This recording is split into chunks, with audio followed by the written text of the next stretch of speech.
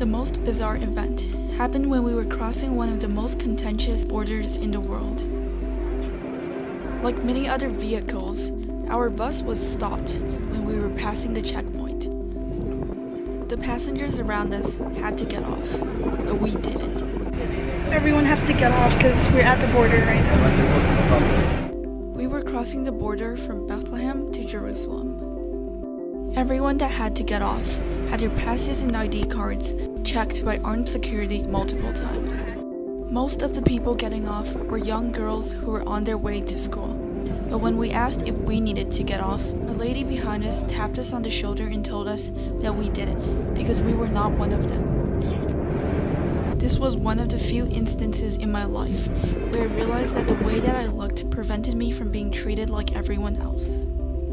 But what surprised me even more was that the girls that had to get off the bus that day were the lucky ones. Many others are not even allowed to enter Jerusalem. That's enough. Clear off. It's a familiar scenario. The soldier sticks to his guns and the Palestinian doesn't get through. At the Culminating checkpoint, a dozen kilometers away from Jerusalem's Al-Aqsa Mosque. Only men aged over 50 and women aged over 45 are being allowed to go through to pray. The only alternative is to try to sneak through unnoticed. The realization stuck with us because we knew that for one person, entering Jerusalem again would mean the world to him. We met Naif Jabrin in the small town of Bethlehem. He offered to drive us around beyond the small area that we were in. He was a taxi driver, and we agreed to go with him. Along the way, he told us some interesting facts about him, such as how he, as a Palestinian, is not allowed to drive on certain roads due to Israeli restrictions. This prevents him from accessing a lot of the more lucrative business areas where more money can be earned. But regardless, Naif talked fondly about Bethlehem and the diversity that it holds within. Home to many holy sites, religion and culture heavily impact the way Bethlehem is today. In Bethlehem, Naif and his family have settled down, making many connections with the people and environment around him. With a mostly stable income in an established home, Naif claims to be one of the lucky ones.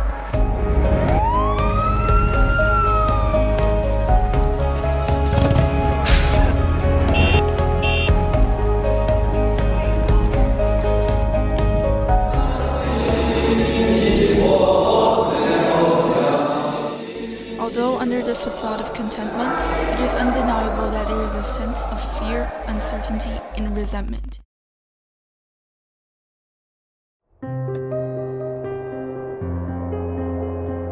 Naif once lived in the city of Jerusalem, miles away from Bethlehem.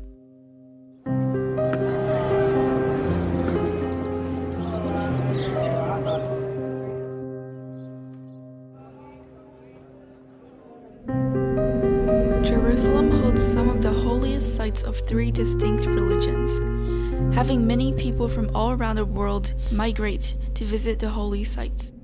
For many Arabs and Muslims, Jerusalem not only represents a holy religious city, but also a historical land for the Palestinians.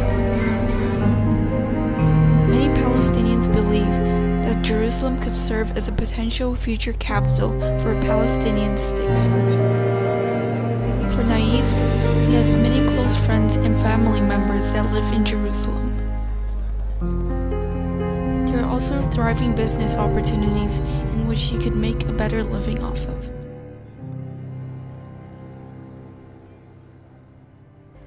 Being one of the holiest cities in the world, both Israel and Palestine have claimed Jerusalem to be their capital.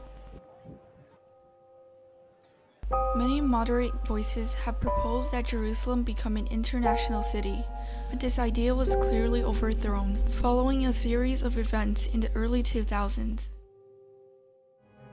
In September of 2000, then opposition leader Ariel Sharon made a controversial visit to the Temple Mount, seen by many Palestinians as highly provocative.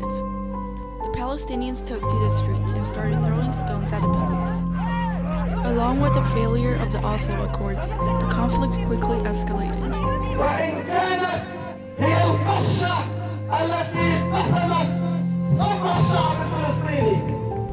The Second Intifada was much more violent than the first.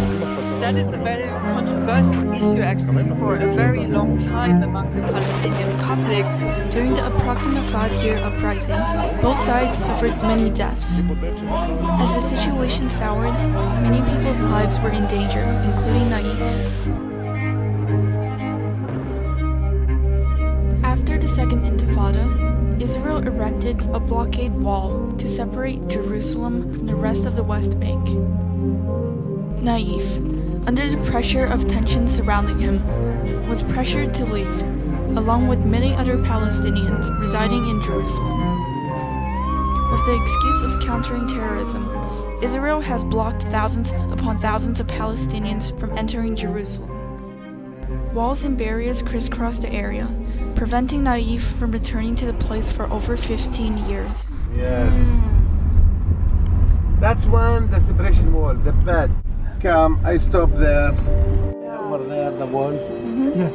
You see how the wall is very bad. 100 kilometers. 750 kilometers around West Bank, Yes. the wall. Yes. The wall has drawn significant international condemnation since, as it cuts deep into Palestinian territory and has resulted in the confiscation of large swaths of Palestinian land. The wall is dubbed the Apartheid Wall, and rightfully so, as just like the Berlin Wall, many Palestinians are separated from their close friends and family. Well-known street artist Banksy has created many murals on the walls that represent a lot of the emotions of Palestinians such as Naif. Beside the wall, a shop is set up to promote his cause. We just bought a few souvenirs from the shop, and the money that we gave them will be donated to refugee camps. For Naif, the wall is one of the many things that prevents him from having access to Jerusalem and a lot of his close friends. So it was unsurprising when he said the following before we left. The separation wall. Trump, the crazy man.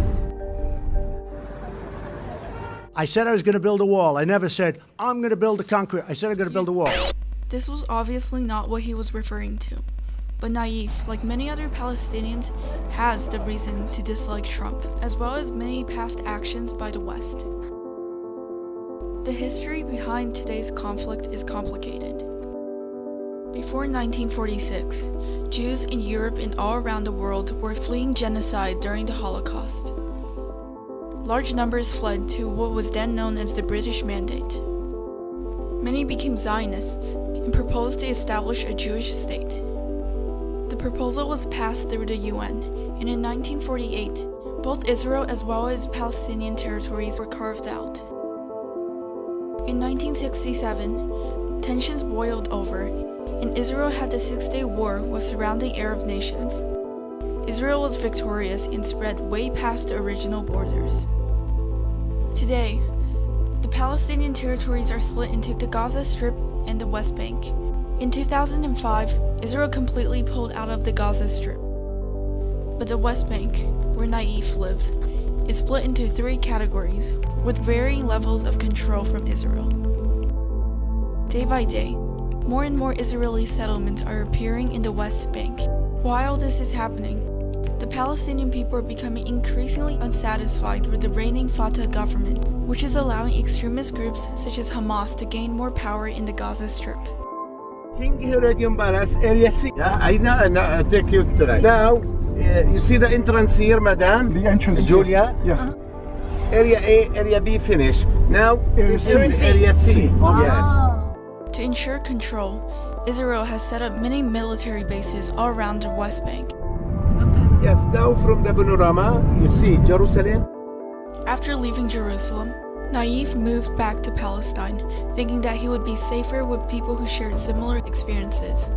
However, his problems were far from over. With increased power, the Israeli government started constructing many settlements in response to the growing amount of Israelis moving into the West Bank. Naif has many close friends that have been forced to move out of their homes because of the expansion of the settlements. This gradual gentrification of Palestinian neighborhoods is forcefully evicting many Palestinians from their homes. This one is Jewish.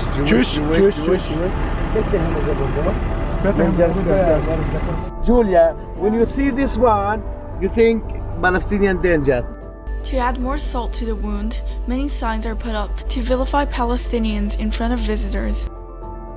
But Naif is extremely certain that everyday Palestinians are not the dangerous threats that the signs paint them to be. Abu Shawarib! Abu Shawarib! بقول لهم هذا أخو المرة. بقول لهم أخو. Take care, man. True to his word, Naif is now urging his high school daughter to apply for college amidst uncertainty of the conflict. Is that middle school? Is that middle High school. High school. High school. High school. Yes. He is making the motor something, Yes. and he's short. In caught the- fire. Yes. I stop, and you see. Naif drove us to the sanctuary for the direct victims of this conflict, of which he was a regular visitor of. I see this from here. It's a camp. Take a picture for this one. Sure. Take picture. Take photo. No problem. Take photo. We were brought to a refugee camp in proximity to nearby conflict areas. Wait. I want to stop here. You see the key? Yes. Oh. Outside in the car. Yes. And that's back. After forcibly being evicted from their homes, many Palestinians have moved to refugee camps like this.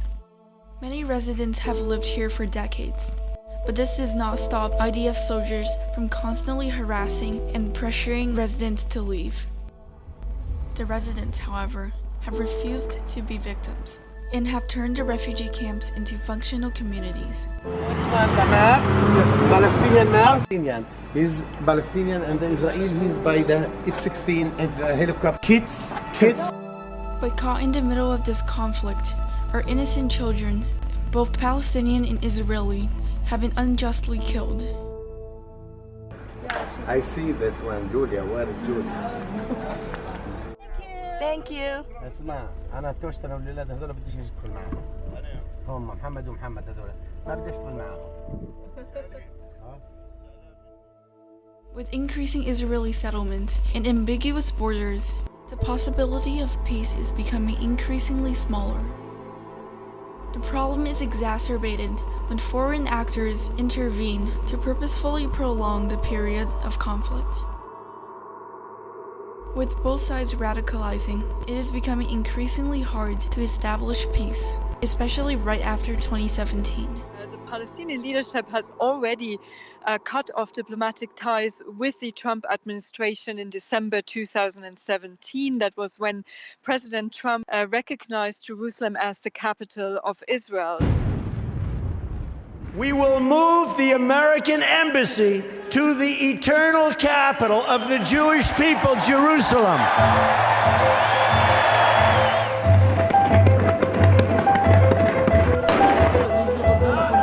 U.S. President Donald Trump's Mideast peace plan is meeting stiff resistance.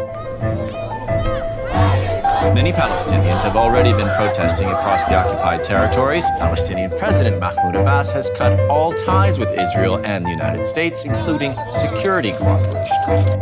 It does not respect the rights and expectations of the Palestinian people. With no feasible solution in sight, it is inevitable that the conflict will gradually get worse. The unique situation of Israel and Palestine is the result of a conflict based on geography, culture, and religion. It is obvious that this conflict has gone out of hand. The ongoing dispute of territory will indefinitely cause long-term harms, especially to individuals such as Naif Jabreen, who have to endure suffering which they want to take no part of. After being barred from Jerusalem for over 15 years, a place that holds great importance to him, it is unlikely that under the status quo, Naif will return to that place anytime soon. Thank you for Chinese people. I see many people more in Palestine. Everything safe here in Palestine. Thank you for you came to Palestine here. Thank you so much.